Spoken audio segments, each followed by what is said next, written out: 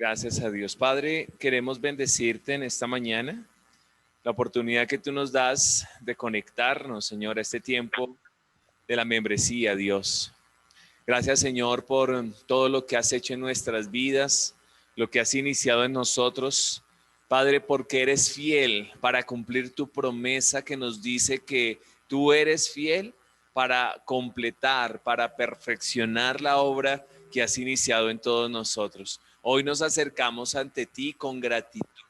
Yo te invito que estás conectados, las personas que estamos en esta reunión, le digamos, Señor, con gratitud, con acción de gracias, con alabanza, con honra, Señor, nos acercamos a ti con expectativa, Señor, no con cansancio, no con tristeza. Todas estas situaciones difíciles las llevamos a la cruz, porque tu palabra nos dice que tú nos has redimido, que nos has rescatado, nos redimiste de la maldición de la ley cuando te hiciste por nosotros maldición, Señor Jesús. Gracias por rescatarnos, gracias por salvarnos, gracias, Señor, por cuidar de nosotros, gracias por convocarnos, Señor.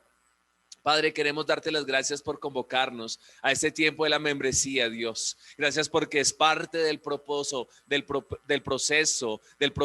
propósito también, Señor, del proceso y del propósito que tienes para con nuestras vidas, Señor. Es parte el estar en esta membresía. Lo confesamos, abrimos nuestra boca para proclamarlo, Señor. Padre, que el proceso tuyo, que el propósito tuyo en nuestras vidas se cumple, se perfecciona cada día conforme a tu fidelidad. Oramos, Espíritu Santo de Dios, que por favor vengas, que desciendas sobre nosotros, Señor, que dirijas esta reunión, que tomes al grupo de la membresía, aquellos que estamos en esta reunión de este intensivo, Señor. Yo te pido que por tu palabra seamos edificados. Yo te ruego que por el poder de la sangre de Jesús la opresión se rompa, la distracción se vaya, argumentos sean anulados, Señor, fortalezas caigan por tierra en el nombre del Señor Jesucristo. Permítenos ver tu gloria, Dios. Permítenos ver tu gloria, tu majestad. Permítenos ver tu obrar. Permítenos, Señor, ver tu santidad, precioso Padre. Te lo pedimos en esta mañana. Te lo rogamos en esta hora, que tú nos permitas ver tu santidad, que tú nos permitas ver tu gracia, que nos permitas ver tu presencia en nuestras vidas, Señor. Hoy dile allí donde tú estás, hoy yo dispongo mi corazón para recibir tu palabra. Hoy yo dispongo mi vida para que tú vengas a edificarme, para que tú vengas a transformarme, Señor Jesús. Padre, y con alabanza y con adoración confesamos que tú eres el Rey, que tú eres el Señor sobre todos nosotros, en el nombre de Jesús el Señor. Amén y amén. Damos gracias a Dios. Hay unos hermanos que han estado integrándose. Recuerden que el motivo de esta reunión es el intensivo para aquellos que faltaron algunas clases de la membresía. Entonces vamos a ir un poco rápido. Y les pregunto, ¿ya todos tienen sus Biblias ahí en su mano? Digan amén si ya la tienen. Amén. Amén. Bien, muy bien. Vamos a iniciar, por favor, para que vayamos buscando en las Biblias, en sus Biblias, y vamos a ir al libro de Mateo, capítulo 28, versículo 19. Mateo 28, 19.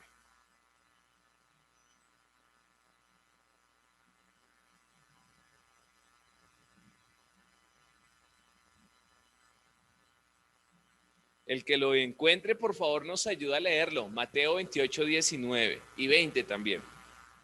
Amén. Por favor.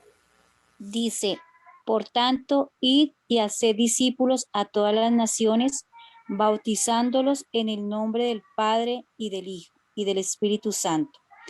Versículo 20. Enseñándoles que guarden todas las cosas que os he mandado, y he aquí, yo estoy con vosotros todos los días hasta el fin del mundo. Amén. Amén. Gracias a Dios. Este es un versículo muy especial para toda la iglesia de Cristo, para toda la iglesia en general, pero de manera particular para nuestra iglesia, Centro de Fe y Esperanza. Es un versículo muy especial porque es nuestro versículo rema. Realmente es un lema para nosotros, es una palabra viva que Dios ha dado a esta iglesia desde sus inicios y es hacer discípulos. Y es el propósito, queridos hermanos, de esta membresía. El propósito de esta membresía es que nosotros entendamos que el Señor nos llamó no solamente a ser asistentes a un templo, porque de esa forma vivíamos antes, esa era la forma que teníamos en la religión tradicional. Simplemente habían unas fechas en las cuales uno iba a la iglesia y después no volvía, fechas como primera comunión, confirmaciones, matrimonios y de vez en cuando unos domingos. Y la forma, o más bien el propósito de Dios para la iglesia no es que sea de esta forma, sino que realmente seamos discípulos de Jesús. Entonces, quiero que todos nosotros comprendamos esto. La membresía se trata de ser discípulos de Jesús. Un discípulo no es el que de vez en cuando ve a su maestro, sino recordemos, los discípulos de Jesús estuvieron con él todo el tiempo durante los 3 años, un poco y unos meses que Jesús estuvo ejerciendo su ministerio en la tierra. Entonces, mientras Jesús estuvo ejerciendo su ministerio, sus discípulos lo siguieron siempre, estuvieron unidos a él. Sean mis discípulos. Discípulo o una de las definiciones de la palabra discípulo es aquel que sigue las pisadas o las huellas que va dejando un maestro. Ese es una de las definiciones de discípulo. Entonces, queridos hermanos, todos nosotros debemos entender, este es el propósito de la membresía. Y vamos a ver algunas características rápidamente que debemos tener como discípulos de Jesús. Y quiero que allí donde están los que estamos en esta reunión, podamos decir, levanten su mano los que dicen, yo quiero ser un discípulo de Jesús. Y si pueden abrir sus micrófonos y digámoslo todos juntos acá, diga, yo quiero ser un discípulo de Jesús. Yo quiero ser Yo una quiero discípula ser de un Jesús. discípulo de Jesús. Amén. Ese debe ser nuestro anhelo, ser un discípulo de Jesús. Es un privilegio poder ser llamado discípulo de Jesús. Ahora, ¿qué características tiene un discípulo de Jesús? Y la primera de ellas es la palabra de Dios, la Biblia. En el 1 Timoteo capítulo 3, versículo 16, si alguien más lo puede leer rápidamente, lo podemos encontrar en 2 de Timoteo 3:16. Se lo voy a estar leyendo por que nos rinda un poco. Y 2 de Timoteo 3:16 dice, toda la escritura es inspirada por Dios y es útil para enseñar, para redarguir, para corregir, para instruir en justicia, a fin de que el hombre de Dios sea perfecto, enteramente preparado para toda buena obra. Allí donde dice hombre de Dios, también es una mujer de Dios. Dice que de los que están conectados acá hay mujeres de Dios. Entonces, para todos nosotros es este versículo que nos dice que la escritura es inspirada por Dios. Lo primero es la palabra de Dios. ¿Qué debe ser valioso para un discípulo de Jesús? La palabra de Dios. Que nosotros conozcamos que este debe ser nuestro manual de vida. No es un libro para sacar de vez en cuando se hace una casa de paso, cuando venimos a la iglesia. Bueno, aunque algunos ya ni a la iglesia la traen, sino que este libro, la palabra de Dios, la bendita palabra de Dios debe ser ese manual de vida para todos nosotros. Debe ser ese manual que tenemos todos nosotros presente, que nos dirige, que nos direcciona, que debemos alimentarnos de esa palabra cada día, debemos alimentarnos de esa palabra cada vez. Bienvenida, hermana, siga, por favor. Hay unos hermanos conectados allí. Damos gracias a Dios. Siga si quiere aquí un poquito más adelante.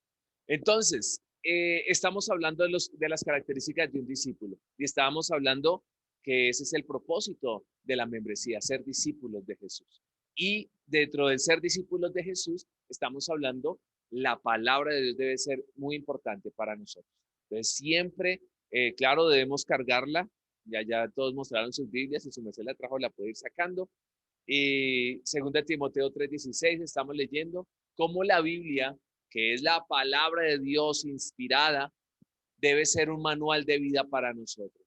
No debemos buscarla de vez en cuando, o no solamente esperemos a las dificultades para buscar las promesas que están allí, sino que sea un manual de vida, que cada día nos alimentemos de esa palabra, porque así como nuestro cuerpo físico necesita alimento, nuestro espíritu lo necesita.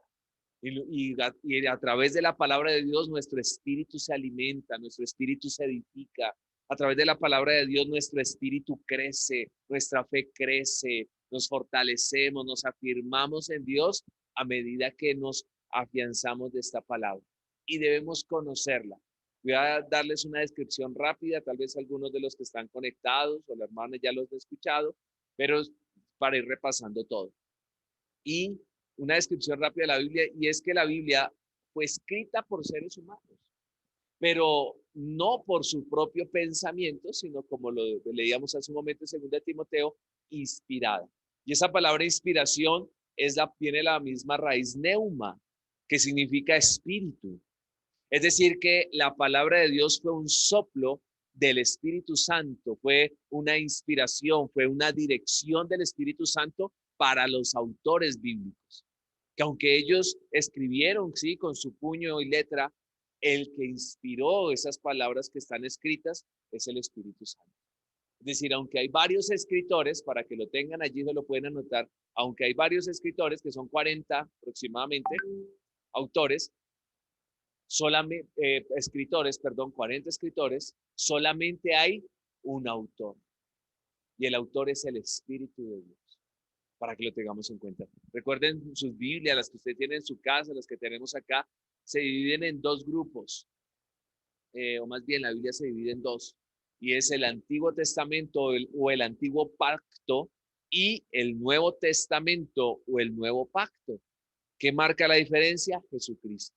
Cuando Cristo el Señor, el Hijo de Dios, viene a la tierra, a partir de ese momento los evangelios, que son los 4 evangelios, está Mateo, Marcos, Lucas y Juan, a partir de ese momento comienza el Nuevo Testamento, donde estamos en el nuevo pacto que es en la sangre de Jesús. ¿Cuántos libros tiene la Biblia? ¿Cuántos recuerdan? De los que están conectados, ¿cuántos libros contienen sus Biblias? Mientras lo van pensando, porque recuerden que Biblia viene la palabra biblos, que es unión de libros. Entonces la Biblia es el compendio de varios libros. ¿Cuántos?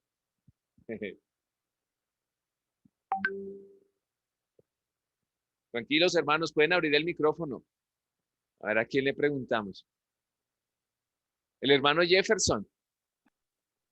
Buenos días, 66 libros. ¿Cuántos, perdón? 66. 66, sí, señor, muy bien. Muy bien, muy bien. Lo escuché bajito, no sé si seré yo.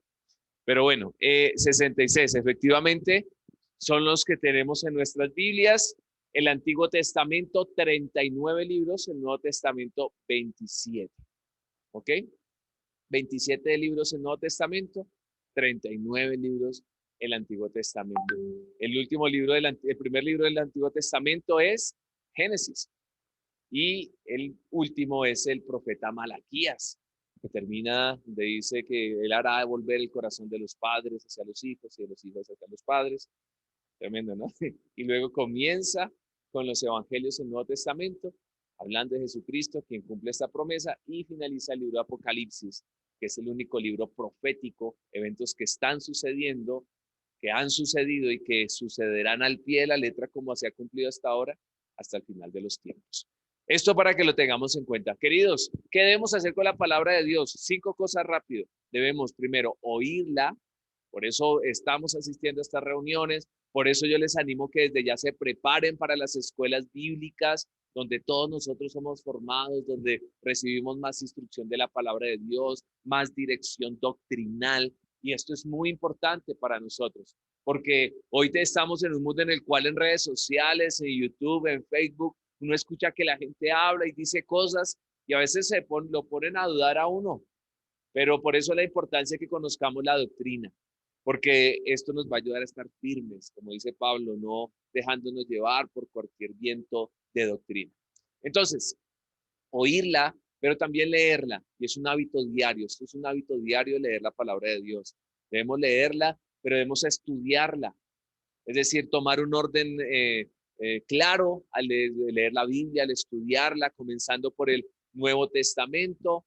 Recomendamos hacerlo por el libro de Primero de Juan, la primera carta de Juan, se leen las primeras 3 cartas de Juan, luego los evangelios, pueden iniciar por un evangelio como el de Lucas o el de Juan, y así vamos leyendo todo el Nuevo Testamento y luego el Antiguo, o se puede intercalar, pero iniciemos preferiblemente por el Nuevo. Todos los días leer la palabra de Dios, estudiarla.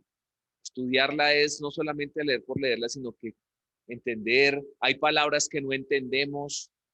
Por ejemplo, el versículo que estábamos leyendo en su momento en 2 Timoteo dice que es útil para redarguir. ¿Qué es eso de redarguir?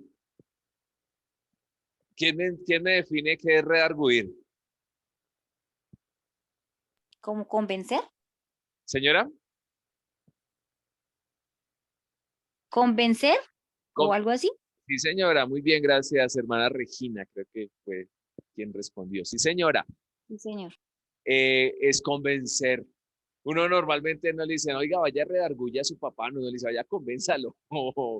Entonces, son el tipo de cosas, por eso hay que estudiarle, buscamos definiciones y demás, eso es estudiar. Un cuarto punto muy importante es memorizarla. Entonces, que ustedes comiencen, a medida que uno lee la Biblia, uno la va memorizando y a veces uno no se da ni cuenta, pero se aprende uno los versículos a medida que la leemos, la repetimos, la memorizamos, hacemos el ejercicio. Y esto es muy importante porque estos versículos van a estar presentes en tu mente, en tu corazón. Primero, para ti mismo, para cuando en un momento de dificultad tengas una palabra para hablarla, pero también para compartir a otras personas. Es importante memorizarla, el cuarto aspecto. Y el quinto aspecto que debemos hacer con la palabra de Dios es muy, muy importante, que cubre todas las demás, y es vivirla, aplicarla. Si todos nosotros viviéramos al menos un porcentaje, ni siquiera el 100%, sino un porcentaje de lo que hemos leído de la palabra de Dios, pues hubiésemos ahorrado muchos dolores de cabeza. Así que vivamos la palabra de Dios, porque el Señor tiene vida a través de su palabra. Ese es el primer compromiso, primer aspecto de un discípulo, de un miembro de la iglesia, un discípulo de Cristo, es la palabra de Dios. Es nuestro baluarte siempre. Por eso en todas las reuniones hablamos de la palabra de Dios. Porque hay gente que dice, pero es que uno va a la iglesia y siempre lo mismo. No, es que necesitamos la palabra de Dios. Acá hay riquezas innumerables. Hay respuesta para toda situación, para toda circunstancia. Es impresionante lo que estemos viviendo. Situaciones como las que está viviendo nuestra ciudad, nuestro país hoy. Hay respuesta en la palabra de Dios para estos tiempos. Hay respuesta para los niños, para los adolescentes, para los jóvenes. Hay respuesta para nuestras finanzas, para nuestra vida familiar, matrimonial, empresarial. Hay respuestas de Dios, hay dirección de Dios en este libro. Por eso es el libro que se predica. El mismo apóstol Juan dijo, si se escribiera todo lo que Jesús hizo, lo que nos enseñó, no cabrían en el mundo los libros escribiendo todo lo que hay. Entonces, aquí hay mensaje de vida y es la palabra de Dios. ¿Ok? Amén hasta ahí todos. ¿Todos conectados? Digan amén. Amén. Amén. Todos nosotros decimos amén. Muy bien. Entonces, la palabra de Dios. Otro valor muy importante de un discípulo de Cristo es la oración. La oración. Y para muchos de nosotros que venimos de una religión tradicional, el concepto de oración es un poco equivocado, porque resulta que la oración en la religión tradicional lo tienen como una penitencia, ¿cierto? Cuando se iban allá y se confesaban, y bueno, también lo hice, yo no nací en un hogar cristiano. Entonces la penitencia que le ponían a uno, ¿cuál era? Ore o rece, bueno. Pero no era un privilegio, no era un deleite, sino era una ¿qué? Penitencia. Entonces, por eso a veces en la mente, en el corazón de las personas está eso. Vamos a orar, vamos a la penitencia.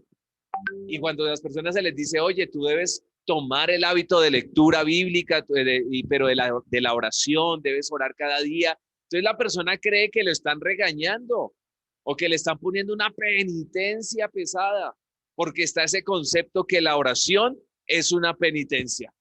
Y les pregunto a todos ustedes para que me respondan, ¿será que la penitencia, perdón, la oración es una penitencia? No, no es una penitencia, ¿cierto? Que dicen los hermanos que están conectados. No, no, señor. No debería, ¿cierto? No debe ser una penitencia. Entonces la oración debe ser más bien un privilegio. La Biblia dice en el libro de los Hebreos, en el capítulo 11, quiero que vayamos ahí en nuestras Biblias al libro de Hebreos, en el capítulo 11. No tengo este versículo en las notas, así que ya lo buscamos acá.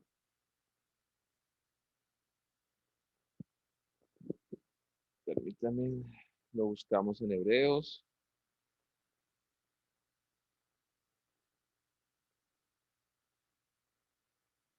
Dice el libro de los Hebreos en el capítulo 4, perdón, capítulo 4, en el versículo 16. Hebreos 4:16. ¿Quién lo tiene allí para que nos ayude a leerlo, por favor? Hebreos 4:16.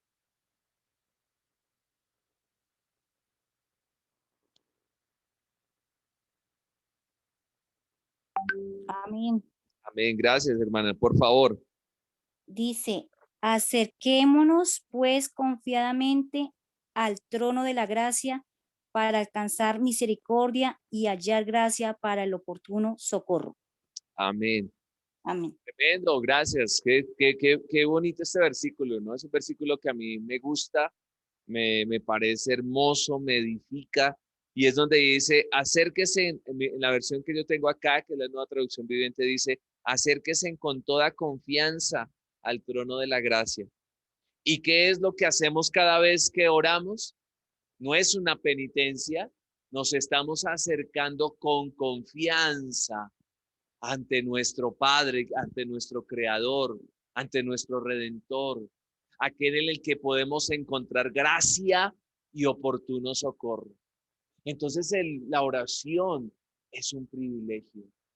Vivimos muchos años sin ese privilegio de conectarnos con el Dios que todo lo puede, con el Dios de nuestra salvación. Pero no perdamos esa oportunidad. Cada mañana que tú abres tus ojos es una oportunidad de conectarte en oración con el trono de la gracia donde está nuestro Dios, nuestro Padre. Entonces, tengamos ese principio importante, la oración. La oración no, en Mateo capítulo 6, del versículo 6 en adelante, encontramos instrucciones del Señor de cómo debería ser nuestra oración. Recuerden que los discípulos a Jesús no le preguntaron o no le pidieron que les enseñara otra cosa, sino orar.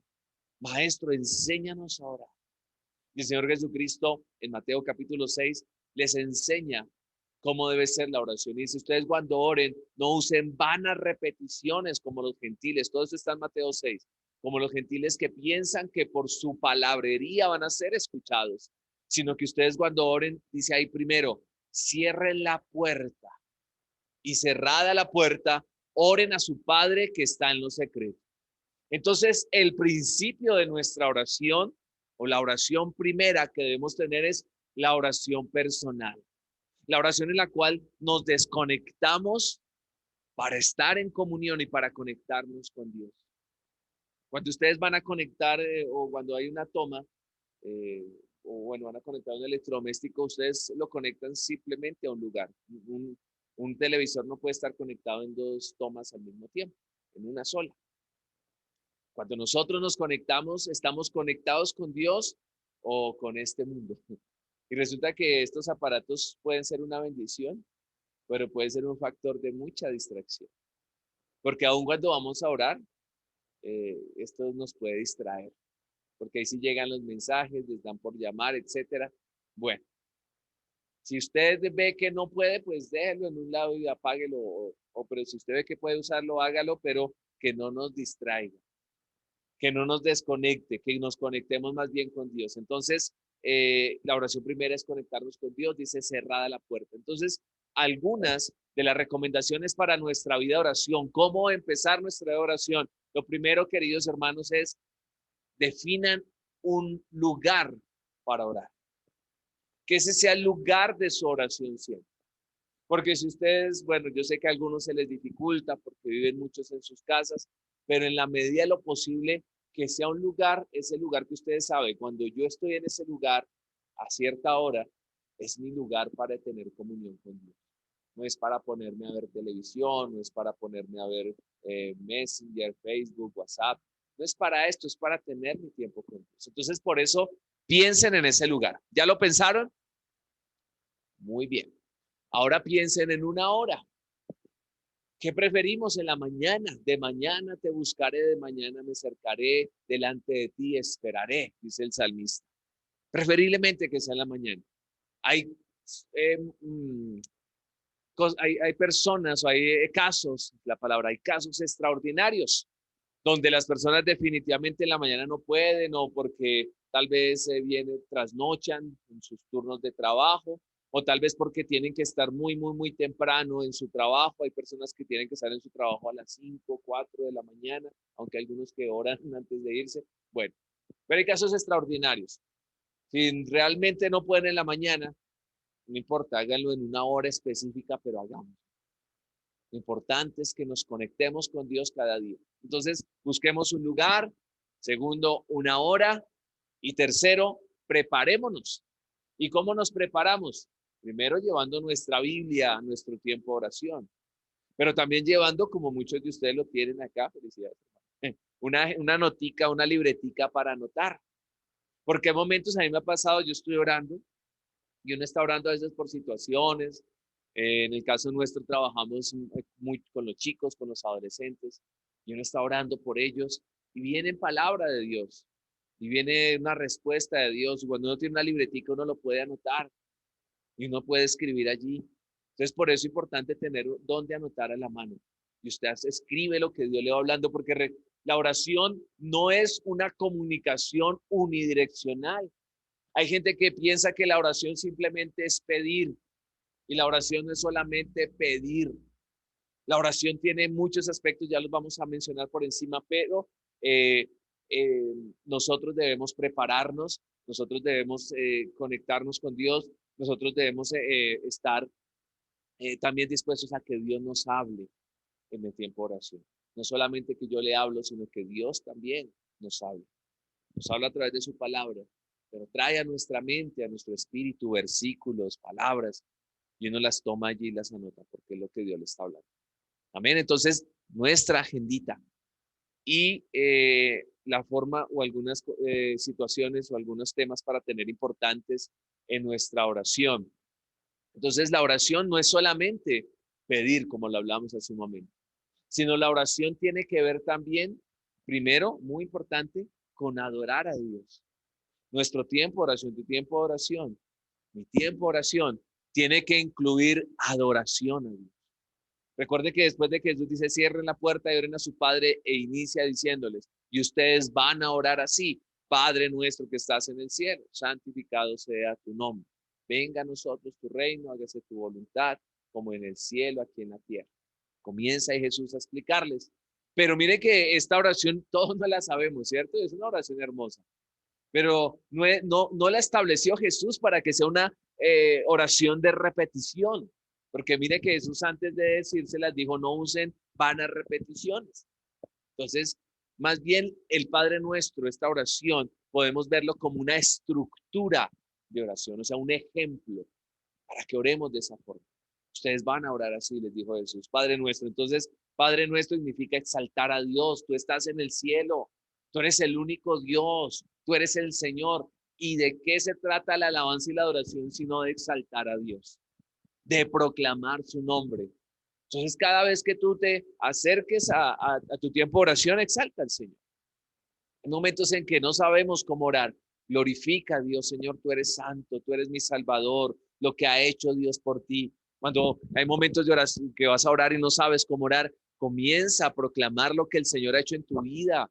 Me salvaste, Dios, me diste una vida eterna, derramaste tu sangre por mí. Y a medida que adores a Dios, se van abriendo esas puertas de la oración para entrar más profundo en tu comunión con el Señor. Entonces, comenzamos con alabanza, incluye la alabanza, adoración, incluye exaltación, pero incluye rendirnos a Dios, negarnos a nosotros mismos. Hágase tu voluntad en mi vida como se hace en el cielo. Hágase tu voluntad en la tierra como se hace en el cielo. Señor, quisiera hacer esto, pero ¿qué es lo que tú tienes?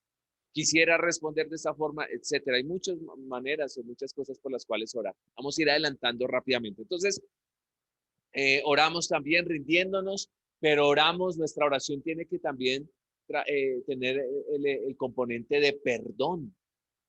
Y es perdón, primero que Dios nos perdone porque diariamente fallamos, nos equivocamos con nuestro carácter, el trato con las personas, el trato, los que somos casados, el trato con nuestra esposa.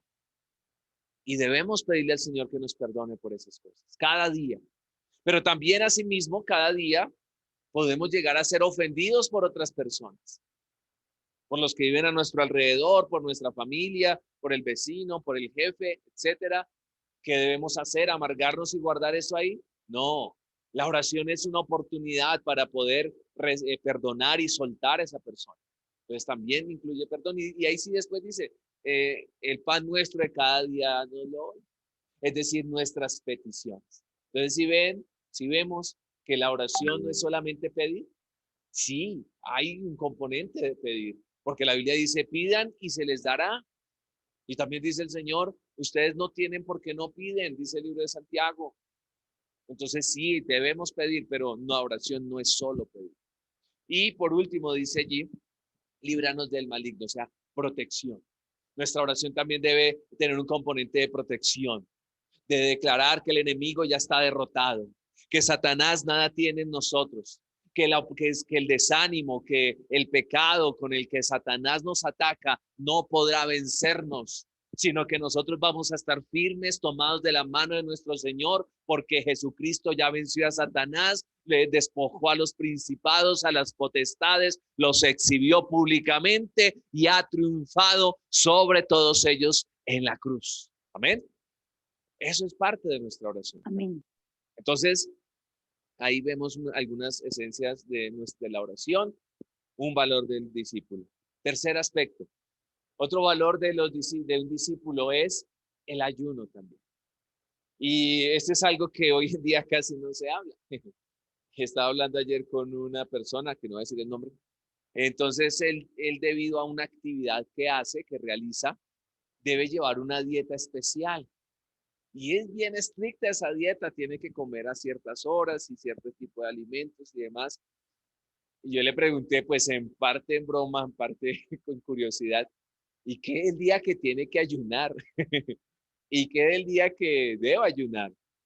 Porque a veces sí, hay momentos de ayuno de un día, de mediodía, parciales, pero ¿qué es el día que tenga que ayunar varios días? Se quedó pensando y me dijo, ese es el problema. Entonces, el ayuno no es un problema, el ayuno es un arma también que Dios nos da y es un valor que debe estar en nosotros como discípulos del Señor Jesucristo. ¿Qué es ayunar? Ayunar es básicamente abstenerse de alimentos por un periodo de tiempo, no porque la comida sea mala, sino porque aunque tengo derecho a comer, no uso ese derecho a comer porque quiero conectarme más con Dios. Y es bien impresionante que entre más hambre tenemos físicamente hablando, más nuestro espíritu o más nuestra vida se dispone a conectarse con Dios. Es una cosa impresionante. Aquellos hermanos que están aquí y han ayunado alguna vez, han sacado tiempos de ayuno impresionante. O sea, la lógica no es algo lógico, no creo que no hay creo que no hay una explicación científica que nos diga es que usted entre más ayune, más se dispone a Dios. Entre más ayune, más va a escuchar la voz de Dios. Pero eso sucede, así sucede. Se dispone uno más, ahí sí uno puede escuchar más a Dios, puede experimentar uno mejor la presencia de Dios cuando hay tiempos de ayuno. Entonces, vamos a leer un versículo que nos habla acerca del ayuno. Hay muchos, pero quiero que leamos en pocas palabras dos versículos. Alguien que me ayude a buscar Zacarías capítulo 7 en el versículo 5, Zacarías 7:5, y otro hermano que me ayude a buscar, por favor, Isaías 57:15. Entonces, Zacarías 7:5 y alguien más, Isaías 57:15. ¿Quién tiene Zacarías?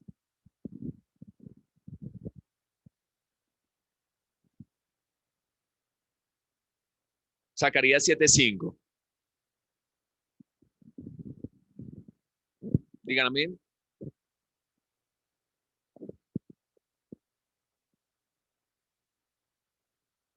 Yo sé que es difícil de encontrar Zacarías, no es de los más fáciles, pero ahí está, Amén. se lo han llevado. Gracias. Por favor, hermana. 7:5 dice, habla a todo el pueblo del país y a los sacerdotes, diciendo, cuando ayunasteis y llorasteis en el quinto y en el séptimo mes, estos 70 años habéis ayunado para mí. Muy bien, gracias, hermana. Al finalizar es una pregunta que hace el Amén. Señor. Dice, ¿habéis ayunado para mí? Le pregunta el Señor al pueblo, es decir, dice, ustedes cuando ayunaron, porque el pueblo de Israel en su momento tenía la costumbre, pero se volvió eso, una costumbre. O hay algunos que ayunan simplemente porque ahora hasta la medicina dice, oiga, es bueno que ustedes ayunen por su salud. Hay gente que ayuna simplemente para adelgazar, para bajar unos kilos, etcétera. Bueno, esas son cosas secundarias, pasan, pero la importancia, como dice aquí Zacarías, es para Dios, porque yo quiero conectarme más con Dios. Ya vamos a ver un momento algunos motivos por los cuales podríamos ayunar, pero debe ser para Dios. ¿Y quién tiene Isaías 57:15? Isaías capítulo 57 y versículo 15.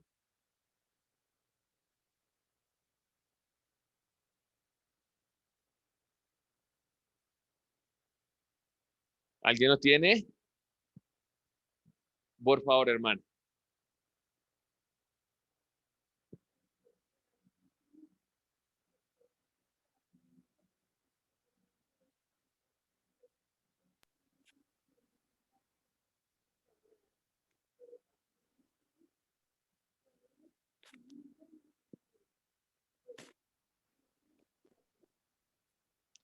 Sí, señora. Amén. Listo. Tremendo, tremendo. Ahí está diciendo el Señor, dice, yo habito con los quebrantados de corazón, con los que son humildes. Y saben que es una de las cosas que trae el ayuno. Cuando nosotros ayunamos, como que ya no somos gente altiva, gente orgullosa, sino comienza a bajar ese yo, ese ego, que todos lo tenemos. Aquel que diga, no, es que yo soy el más noble de todos los nobles. Le preguntan, ¿cuál es su mayor defecto? No, es que soy muy noble, soy muy, ¿cómo se llama? Muy modesto. No, realmente todos tenemos esa cuestión y el ayuno lo que trae es ese quebrantamiento, ese doblegarnos a Dios. Entonces, cuando nos obligamos a Dios, Dios nos va a escuchar, Dios va a transformar nuestro corazón y va a haber un cambio en nuestra actitud. Por tiempo no lo leemos, pero en el libro de Joel, eh, perdón, Jonás, en el libro de Jonás, en Jonás es la historia de un profeta que es enviado a un pueblo malo, Nínive, ¿recuerdan? Los ninivitas. Eran perversos, le hacían daño a los israelitas y Jonás no quería ir. Pero al final va y les anuncia, arrepiéntase porque Dios va a destruir, o más bien dice, sí, Nínive va a ser destruida, arrepiéntase porque Nínive va a ser destruida. Y el pueblo de Nínive tiene un arrepentimiento desde el rey, todo el mundo ayuna y hay un cambio de actitud. ¿Y por qué digo que hay un cambio de actitud? Porque Dios decide no acabar con Nínive. Y el juicio a Nínive se detiene. Y recuerden que Dios no es un Dios manipulable. Dios conoce el corazón. Y si los de Nínive simplemente hubieran querido manipular a Dios, Dios hubiera dicho lo que les dijo al pueblo de Israel. Ustedes ayunan, pero no para mí. Pero en cambio Dios dijo, listo, no lo voy a destruir, porque en verdad hubo un cambio profundo de actitud en el corazón de los ninivitas. Y si yo digo, me pregunto, si este tiempo de ayuno transformó a un pueblo tan malo, porque ustedes, por aquí pudiéramos enumerar todo lo perverso que eran los ninivitas, asesinos, violadores, ladrones, mentirosos, si cambió el corazón de ellos, queridos hermanos, ¿cuánto no más hará el Espíritu de Dios en ustedes, en mi vida, cuando ayunamos y buscamos a Dios? Hay transformación, es lo que tiene el Señor a través del ayuno. Algunos motivos por los cuales deberíamos nosotros ayunar. Voy rápidamente. Entonces, ¿cuándo ayunar? Primero, cuando haya un profundo deseo en nosotros de conectarnos más con Dios. Hay momentos en que usted dice, no, no siento a Dios, lo veo distante. Pareciera que no está escuchando mi oración. No es que Dios esté alejando de ti. Tal vez tú, tal vez yo nos estamos alejando de Él. Entonces necesitamos en esos tiempos apartar tiempos de ayuno también. ¿Cuándo más deberíamos ayunar? Cuando necesitamos la dirección de Dios. A mí me impacta las personas que toman decisiones pero importantes decisiones trascendentales sin siquiera consultarle a Dios. Y conozco muchas personas así. Entonces se cambian de ciudad y ni siquiera le consultan a Dios. Se cambian de país, cambian de trabajo, algunos hasta quieren cambiar de esposo, de esposa. Toman unas decisiones y uno se da cuenta que ni siquiera consultaron a Dios, que ni siquiera hicieron ni una cortica oración. Queridos, cuando nosotros vamos a tomar decisiones, es importante el ayuno. Cuando una persona se va a casar, por ejemplo, debe buscar a Dios en ayuno. Cuando vamos a cambiar de trabajo, cuando vamos a hacer un negocio, tal vez invirtiendo una buena cantidad de dinero, fruto de nuestro trabajo, ¿qué deberíamos hacer? Ayunar. Cuando vamos a tener tal vez algún convenio o alguna alianza en nuestra empresa, lo que sea, ayunemos, busquemos a Dios. Cuando vamos a buscar algún cambio, sea el cual sea, busquemos a Dios en el ayuno, porque Dios ha prometido que dice, y me buscaréis y me hallaréis porque me buscaréis de todo vuestro corazón. Y el ayuno demuestra, cuando tú y yo nos abstenemos de alimento, ayunamos, estamos demostrando que en verdad queremos buscar a Dios de nuestro corazón, con todo nuestro corazón. Entonces, el ayuno para buscar dirección. ¿Me siguen hasta allí todos? Digan amén. Amén. Amén. Amén. Gloria a Dios. Sigamos entonces. Yo sé que voy rápido, pero por eso es un intensivo. Entonces, el ayuno. Ya vimos, pero también cuando vengan circunstancias difíciles, que ustedes dicen, no, yo he tratado de luchar y he tratado de hacer esto y nada que sale de esta situación, nada que se soluciona esto, vuelvo al punto, no es que le vamos a doblegar el brazo a Dios, sino que el ayuno es un arma. Y como es un arma espiritual, cuando ayunamos, si lo que está produciendo esa situación es una oposición del enemigo, si lo que está causando esa situación es una opresión de Satanás, es un plan de Satanás para acabar nuestras vidas o nuestra familia, al ayunar, esa arma que es el ayuno va a destruir, va a romper esa fortaleza de Satanás en el nombre de Jesús. El ayuno es un arma. Jesús mismo ayunó, recuérdenlo, y lo usó como un arma, ayunó y se enfrentó a Satanás, al mismo Satanás, y lo derrotó por la palabra de Dios. Entonces, qué importante es el ayuno cuando hay momentos difíciles, cosas que se nos oponen y hemos hecho cosas naturalmente, pero no se solucionan. Una persona está buscando un empleo, está buscando que sus finanzas crezcan y trabaja y ahorra, pero no funciona nada. Tal vez Dios está buscando que tomes un tiempo de ayuno para eso. Amén. Sigamos entonces rápidamente cuando tenemos momentos difíciles, pero también cuando tenemos grandes victorias. Y esa es la que a veces, digo de manera personal, se nos olvida hacer. Que tenemos una gran victoria y bueno, algunos reconocen, sí, Señor, fuiste tú, pero a veces no ayunamos cuando pasan esas victorias. Y cuando tenemos victorias, ¿saben por qué deberíamos ayunar? Para no enorgullecernos. Ah, es que como soy yo, por eso Dios me respondió. Ah, es que no, simplemente la misericordia de Dios. Porque soy yo, es que esto se salió bien, porque fue que yo hice. A veces llegamos a pensar eso. Por eso el ayuno es importante en esos momentos de éxito. Y también cuando ayunar, cuando somos convocados, porque es el ayuno también congregacional. Es decir, cuando como Centro de Fe y Esperanza hay una convocatoria a través de sus sectores, sus mentores de casas de paz, entonces hay una convocatoria de ayuno y ahí acudimos, porque si el ayuno, imagínense, si el ayuno personal trae rompimiento, trae liberación, hay respaldo. Imagínense ustedes cuando hay un ayuno congregacional, cuando nos unimos todos a buscar el rostro de Dios. Dios grandes cosas hará en ese momento. Amén. Amén. Listo respecto al ayuno. Muy bien. Estos son valores. Amén. Ahora, quiero que hablemos rápidamente acerca de la iglesia.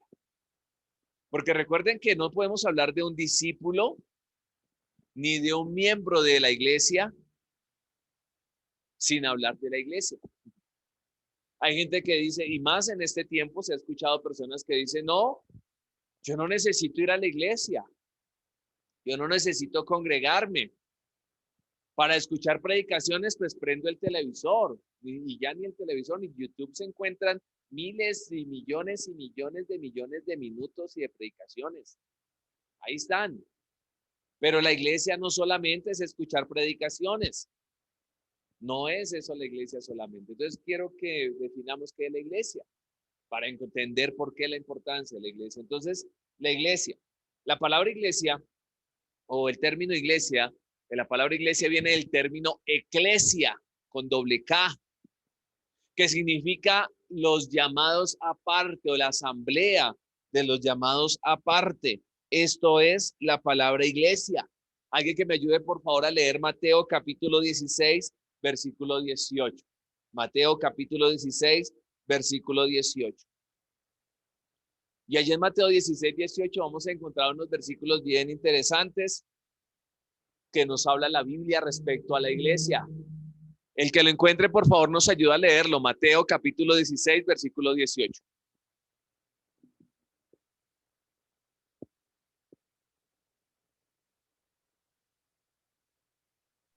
Amén. Por favor. Y yo te digo que tú eres Pedro, y sobre esta piedra voy a construir mi iglesia, y ni siquiera el poder de la muerte podrá vencerla. Amén. Tremendo. Gracias. Ahí Amén. está hablando Jesús. Le está respondiendo a Pedro. Ya vamos a ver un poco el contexto. Y menciona la iglesia. Entonces resulta que Jesús está hablando con Pedro. Les pregunta a todos los discípulos, bueno, ¿y ustedes quién piensan que soy yo? Y Pedro le dice, tú eres el Cristo, el Hijo del Dios viviente. Inmediatamente Jesús le responde, bien has dicho, Pedro, no te lo reveló sangre ni carne, sino mi Padre que está en los cielos. Y le dice, añade, y tú eres Pedro, y sobre esa roca edificaré mi iglesia. Y ni las puertas del infierno, del Hades, de la muerte, podrán prevalecer contra ella. Entonces Jesús, miren la importancia que le da Jesús a la iglesia. Y recuerden que la iglesia es a través de Jesús que inicia. Cuando Jesús entrega su sangre, entrega su vida, derrama su sangre, allí inicia la iglesia. La iglesia no inicia con un papel que firmaron y dijeron, sí, ahora somos una iglesia. No. La iglesia inicia a través del pacto de la sangre de Jesús. Y por eso Jesús dice, ellos son mi iglesia. La iglesia es a los llamados aparte, la asamblea de los que han sido llamados aparte.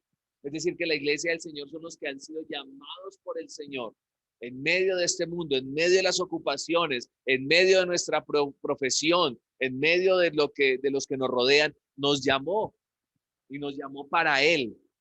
Eso es iglesia, los llamados aparte, la asamblea, y nos llamó aparte para Él.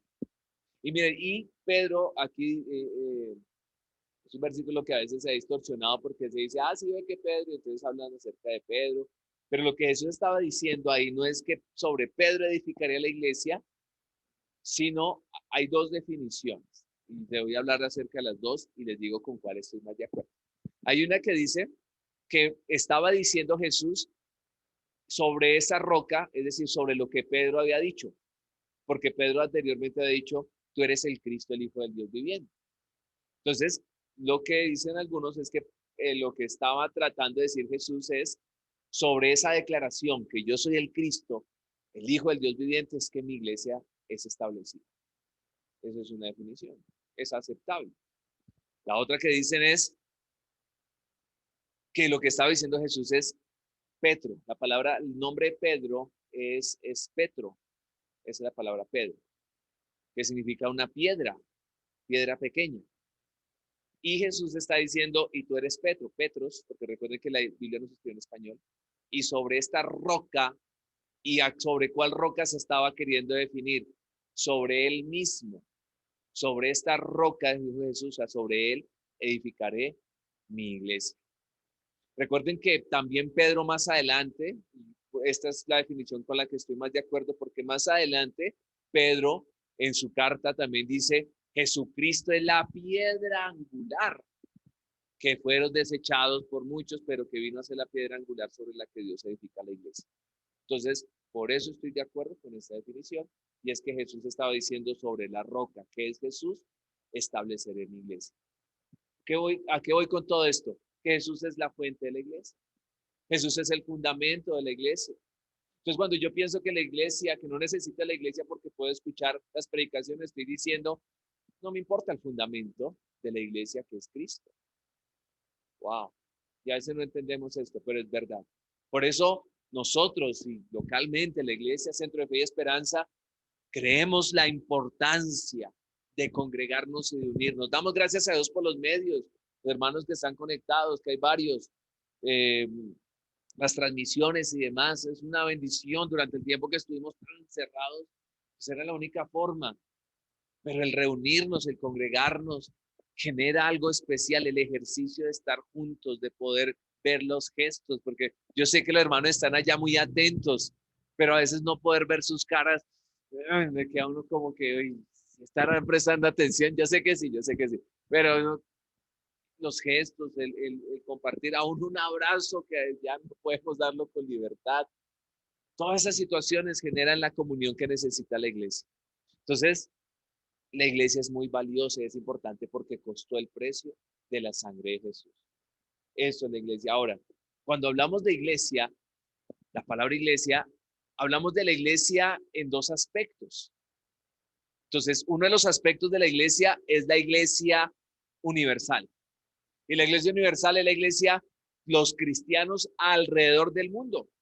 Es decir, toda persona que ha recibido a Jesús como Salvador, toda persona que ha aceptado a Jesús como el Redentor de sus vidas alrededor del mundo, es parte de la iglesia o somos parte de la iglesia. Entonces, por eso vemos que la iglesia es los hermanos en África, los hermanos en Corea, Corea del Norte, por ejemplo. Yo creo que hay cristianos, aunque no hay una cifra oficial, pero deben haber cristianos, porque es un régimen que impide totalmente los cristianos, cualquier otra cosa que nos ha controlado por ellos. Pero allá yo creo que hay cristianos, hermanos en toda parte del mundo, en Estados Unidos, en Colombia, en el Amazonas, etcétera. Iglesia universal. Toda persona que ha recibido a Jesús como Salvador. Pero también la iglesia, porque lo vemos allí en la Biblia, por ejemplo en Apocalipsis, el Señor le dice a Juan, escribe a las 7 iglesias. O sea, hay una iglesia universal, pero estas iglesias son las iglesias locales, la iglesia local. Entonces una es la iglesia universal y la otra es la iglesia ¿qué? Local. Y la iglesia local, ¿qué es? El lugar donde Dios nos ha puesto para congregarnos. Y la iglesia local es muy importante, porque miren, el Nuevo Testamento, hablemos de Corintios, las cartas a los Corintios, primero y segundo de Corintios, la carta a los Efesios, Filipenses, Tesalonicenses, Colosenses, Gálatas, no se me pasen algunos, bueno, no sé, Romanos, bueno, estas cartas, si se me pasa alguna, me perdonen, pero estas cartas, ¿a quiénes iban dirigidas? A las iglesias que estaban ¿dónde? En esas ciudades. En ese momento, pues, como eran pequeñas ciudades, era solo una iglesia. Pero más adelante empieza a crecer la iglesia y ya a medida que crecen las ciudades, pues se requiere más de una iglesia. Porque imagínense esa ciudad tan grande que es Bogotá y decir solamente una iglesia cristiana. No, pues imposible donde nos reunimos todos, donde hay un lugar tan grande. Entonces, las iglesias son las iglesias locales. Es más, recuerden que, porque hay gente que menosprecia a la iglesia cristiana pequeña cuando dicen, es que esos son iglesias de garaje. ¿Han escuchado ese término? Iglesias de garaje. Resulta que si la persona usa este término, no tiene ni idea de cómo inicia la iglesia. La iglesia inicia en el libro de los Hechos en un segundo piso de una casa, donde habían 120 personas. Y vino el Espíritu Santo. ¿Sí recuerdan? Eso fue en el Pentecostés. Y estaban 120 en un segundo piso. Ahí oficialmente inicia la iglesia. Pero también Pablo, por ejemplo, escribe a las personas, hay una carta que él escribe y les dice, salúdenme a Aquila y a Priscila, unos par de esposos, y a la iglesia que está en su casa. Es decir, que en la casa de Aquila y Priscila había una iglesia, se congregaba una iglesia local. Entonces, así comenzó la iglesia. La iglesia no comenzó con los templos grandotes. Es más, la iglesia cristiana no tuvo un templo sino hasta después del año 300 después de Cristo. ¿Dónde se reunían? En las casas, todos los días en el templo. Cuando dicen el templo, no era el templo cristiano, era el templo de los judíos, donde se reunían. Y les tocaba por las orillitas, porque si no los judíos los sacaban volando. Entonces, la iglesia no es un templo. La iglesia, por eso la importancia de la iglesia local. Y que nosotros sepamos que esta es la casa donde Dios nos ha puesto. Esta es la iglesia Centro de Fe y Esperanza, es la iglesia donde Dios nos puso. Familias hay muchas. Mi hermana, ¿cómo es su apellido? Gualteros, ¿sí? ¿Todo el mundo somos de apellido Gualteros?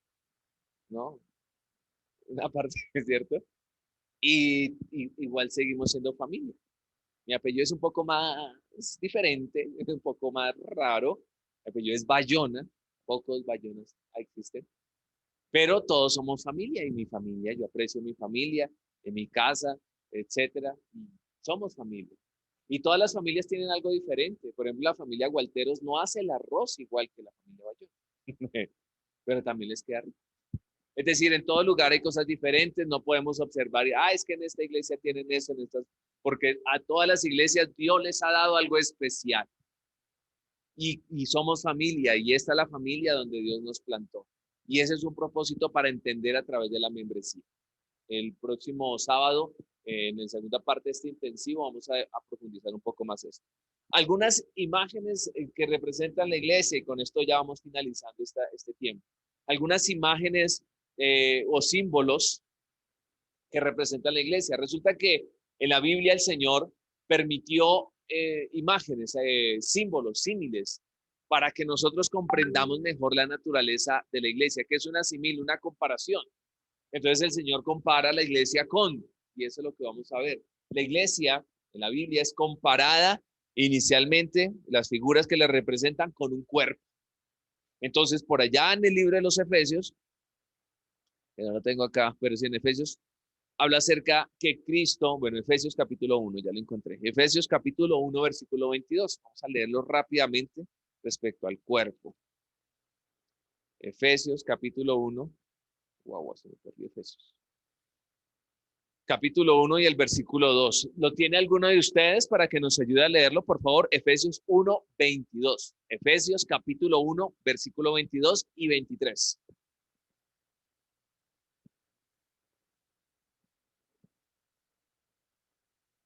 ¿Quién dijo amén? Amén. Por favor.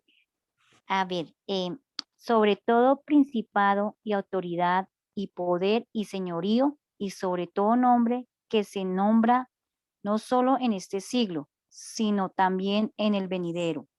Y versículo 22, y someteo teo todas las cosas bajo sus pies y lo dio por cabeza sobre todas las cosas a la iglesia.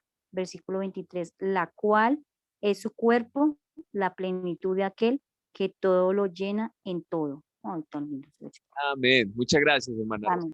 Entonces, miren la importancia. Aquí el Señor está diciendo, explicando, dice que la iglesia es el cuerpo y que Jesús es la cabeza de ese cuerpo. Entonces, se compara la iglesia, que es un cuerpo, ¿en qué medida? Primero, en que todo cuerpo necesita una cabeza. Y un cuerpo no puede tener dos cabezas porque ya es anómalo. Y la cabeza de toda la iglesia, ¿quién es? Según la Biblia, Cristo Jesús. Cristo puso a Jesús como cabeza de toda la iglesia, que es su cuerpo. Y en el cuerpo humano todos tenemos diferentes miembros, ¿no? Entonces tenemos, ahí más adelante Pablo explica, el oído no puede decir no soy del cuerpo porque no soy ojo. Todos somos diferentes y hay diferentes funciones por cumplir, pero todos estamos unidos. Entonces la descripción del cuerpo es bien maravillosa porque Jesús es la cabeza, pero el cuerpo tiene diferentes órganos, diferentes partes del cuerpo y todas funcionan, todos trabajan para que el cuerpo funcione bien. Hay partes del cuerpo que uno dice, pero ¿para qué? Hay gente que no le gusta el dedo chiquito del pie o el dedo gordo, y esos dedos tan feos, dicen algunos. Por ejemplo, cuando yo presté el servicio militar se me encarnaron las uñas. la trágica historia. Y, y bueno, me las tuvieron que sacar, imagínense, pues no me las sacaron muy románticamente. Pero tranquilas, no tengo una bestia ahí escondida en mi pie, no se asusten. Pero y yo no puedo decir por eso, no, qué dedos tan feos, ¿no? Ahí están. Porque si no fuera por el dedo, ese dedo gordito, sabían que no podríamos tener equilibrio, no podríamos correr, por ejemplo. Y era una costumbre que hacían con los esclavos en la antigüedad, les cortaban el dedo gordo del pie para que no se escapara. Entonces, al cortarlo, decían ellos, pueden trabajar, tienen fuerza, pero no pueden correr. Entonces, vea una cosita ahí como el dedo gordo del pie que a algunos no les gusta, es tan valioso. Aún los vellitos de la nariz, que uno dice, "Ay, están fastidiosos", pero tan importantes que son y más con el tema del ambiente, la polución. Bueno, que ahorita todo el mundo andamos con tapabocas, Dios mío. En fin, ahora, el cuerpo, pero también dice que cuando el cuerpo, un miembro del cuerpo se duele, todo el cuerpo se duele. El mayor ejemplo que siempre se pone cuando uno se machuca un dedito y uno se machuca el dedo y uno, ah, qué dedo tan bruto. Uno inmediatamente uno se lo acaricia, se lo lleva a la boca, se lo soba. Todo el cuerpo se duele porque se machuca el dedo. Así debe ser la iglesia. Si alguien en la iglesia está pasando una necesidad, para eso estamos como iglesia. Por eso la importancia que todos nosotros estemos conectados con una casa de paz. Porque la casa de paz es tu conexión directa con la iglesia. Y a través de esa conexión directa con la iglesia, cuando estés en una situación difícil, allí estamos como iglesia. Pero también el cuerpo se alegra cuando a un miembro se le da honra, dice la Biblia. Es decir, si a alguien le va bien, pues todos estamos bendecidos. Hay gente que dice, no, pero y se pone envidiosa cuando Dios bendice a otra persona, ¿saben? Cambiemos esto. Porque si yo digo más bien, si Dios está bendiciendo a ese hermano, si Dios está respaldando, pues el Señor también lo hará conmigo porque el Dios que lo bendijo a él es el mismo Dios en el cual yo creo. Amén, ¿cierto? Entonces, esa es la definición del cuerpo. Vamos a ir rápidamente. El cuerpo. Pero también se dice que la iglesia es el edificio de Dios. Y en primera de Corintios, en 3:9, podemos ver esto. Primera de Corintios 3:9. La iglesia es un edificio, es decir, recuerden el punto que hablamos hace un momento, que Pedro lo dice también en Primera de Pedro, que Cristo es el fundamento. ¿Y un edificio en qué aspecto? Que cada día vamos creciendo, que cada uno somos edificadores y edificamos la iglesia. Estamos para que la iglesia crezca, para que la iglesia avance. Porque cuando decimos que la iglesia crezca, que la iglesia avance, no se trata de una persona, una denominación. Se trata de que el nombre de Jesús sea exaltado y de que las personas conozcan que sí hay salvación, que sí hay un futuro y una esperanza para nuestra nación, para esa familia, y es Cristo el Señor. Entonces, por eso trabajamos y se habla de la iglesia como un edificio que está cada día construyéndose más. La iglesia también dice es como un campo de cultivo. Eso está en 1 Corintios 3:5. ¿Un campo de cultivo en qué aspecto? Allí menciona Pablo y dice, Pablo sembró, Apolos regó, pero el crecimiento lo da Dios. Dice el versículo literalmente. ¿Qué quiere decir eso? Pablo sembró, es decir, Pablo evangelizó, llamemos así a las personas. Les compartió el mensaje de Jesús a las personas. Y creo que todos los que estamos acá, alguien en algún momento nos habló de Jesús. O sea, sembró esa semilla. Y luego dice, y Apolo regó. Es decir, que la iglesia, si aunque a una persona me evangelizó, pero la iglesia es importante porque es como ese riego, alimento para que crezcamos. Pero al final les dice lo más importante y es, pero el crecimiento lo da Dios. Es decir, se siembra la semilla en las personas. Predicamos la palabra como en este curso. Y creemos firmemente, yo lo creo, que a través de la palabra que ha sido sembrada en ustedes, a través de este privilegio que Dios nos da de predicarles a ustedes y edificar sus vidas, creo que el Señor trae crecimiento para ustedes en el nombre de Jesús. Entonces, por eso la iglesia se compara con un campo de cultivo. Pero también la iglesia se compara como un rebaño de ovejas. Juan capítulo 10, versículo 10, muy conocido, dice Jesús, yo soy el buen pastor y el buen pastor da su vida por sus ovejas. Y nos compara la Biblia como ovejas porque tenemos muchas características de las ovejas. Las ovejas es de los pocos animales que necesitan de un pastor que los esté cuidando todo el tiempo, porque si no, se pierden, se pelean, se extravían, la lana se enreda. Yo no sabía esto, yo una vez escuchaba, y es verdad, tienen que llevarlas a tomar agua en un lugar donde el agua esté quieta, porque si ellas van a un río, por ejemplo, donde el agua corre, y es verdad, lo leí alguna vez, ellas comienzan a ver las corrientes del agua y quedan así, sí, sí, y pueden irse. O sea, como que se entontan de ver el agua y pueden caerse. Y bueno, ya podemos saber qué sucede porque las ovejas no son nadadoras. Pero necesitan de un cuidado. Así somos nosotros. Sea como sea, siempre vamos a necesitar de nuestro buen pastor, que es ¿quién? Cristo Jesús. Entonces, necesitamos ser pastoreados y también Dios ha puesto pastores. Pero también los que por la gracia de Dios somos pastores necesitamos ser pastoreados. Y Dios ha puesto pastores. En el caso, mi pastor aquí en la iglesia es el pastor Gerardo. Pero también sabemos que el pastor de los pastores es Jesucristo, el Señor. El buen pastor, el pastor de los pastores. Entonces, Él dio su vida por nosotros. Él nos cuida, nos alimenta y nos edifica porque somos su pueblo. Amén. La iglesia también es una familia. Por eso es que nos llamamos hermanos. Y a veces el término hermanos suena como que todo el mundo hermanos, todos hermanos, y se les olvidó el nombre de las personas, ¿no les pasa? ¿No? Queda difícil. Sí, a veces pasa que no llegue. Yo recuerdo cuando yo llegué a la iglesia, entonces todos le decían hermanos y eso se dificultaba un poco. Creo que para el término hermano debe ser usado en el término del aprecio y del cariño que eso significa. ¿Sí me hago entender? Porque a veces puede llegar a ser más despectivo decirle hermano a alguien que el mismo nombre. Porque hay gente que dice, esta hermanita, esta hermanita. Hola hermanita. No, eh, por ejemplo, con César, bueno, a veces nos decimos hermanos, pero en medio de las conversaciones, ¿no? Ay, mi hermano, pero normalmente nos decimos César.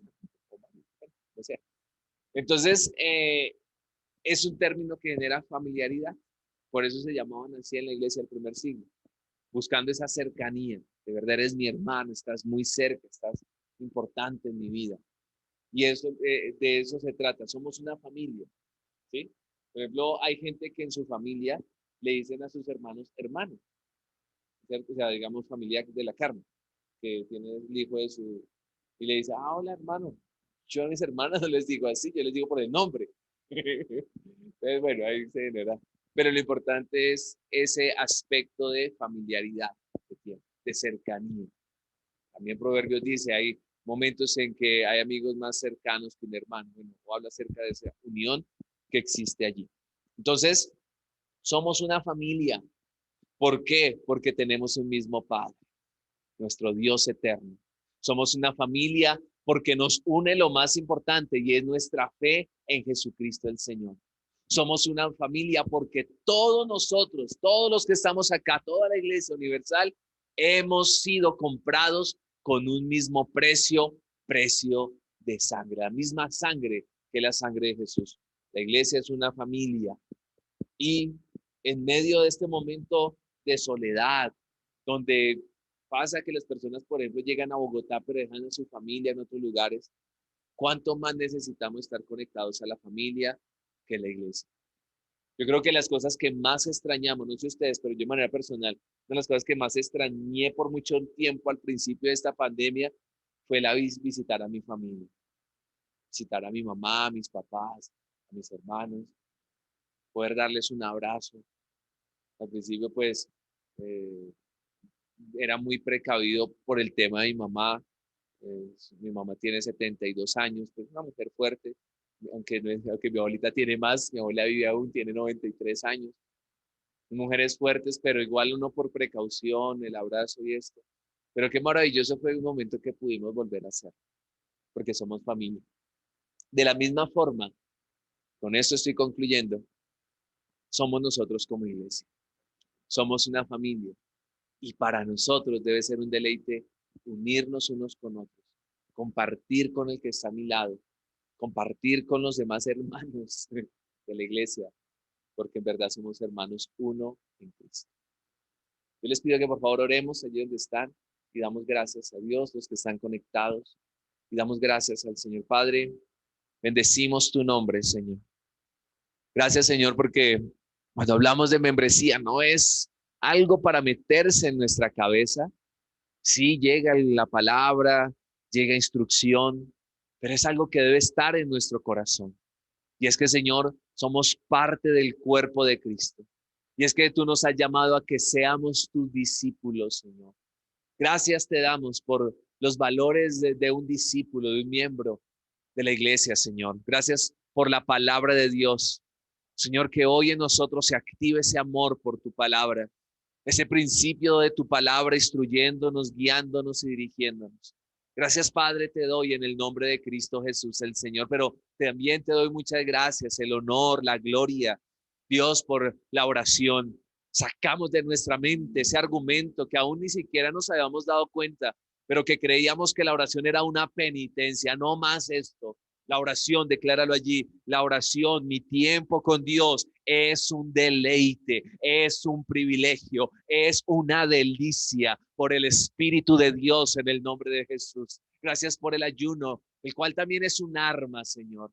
Y yo creo que tú le estás hablando a algunos de mis hermanos en este momento que es tiempo de que entren en un ayuno para vencer esa situación, para acercarte más a Dios, para obtener respuesta, para ser dirigido, guiado en esa decisión que debes tomar. El Espíritu de Dios te está entregando ese ayuno para que lo tomes y para que veas la gloria de Dios. Gracias por la Iglesia Centro de Fe y Esperanza. Gracias por derramar tu sangre por nosotros, Jesús, porque estamos fundamentados no en la doctrina o en la enseñanza de un hombre, sino, Padre, en tu palabra poderosa y en Cristo Jesús el Señor, quien es el fundamento de nuestras vidas, quien es la roca de nuestras vidas, en quien estamos seguros. Declara allí en quien yo estoy firme y confiado, así que no tengo temor a lo que será mañana, a lo que pasará en esa situación. No tengo temor, sino que confío en los brazos de mi Padre en el nombre de Jesús. Gracias te doy por mis hermanos. Hoy yo los bendigo, los que están allí conectados, los que están aquí presentes, Señor. Los bendigo a ellos y te doy gracias por este tiempo de la membresía, el cual trae edificación, el cual trae vida. Tu palabra, obrando, actuando, sigue moviéndose en nosotros con poder por el Espíritu de Dios, en el nombre de Jesús el Señor. Amén. Amén, amén. Gracias. Gloria a Dios. Queridos hermanos, Dios los bendiga, que hay unos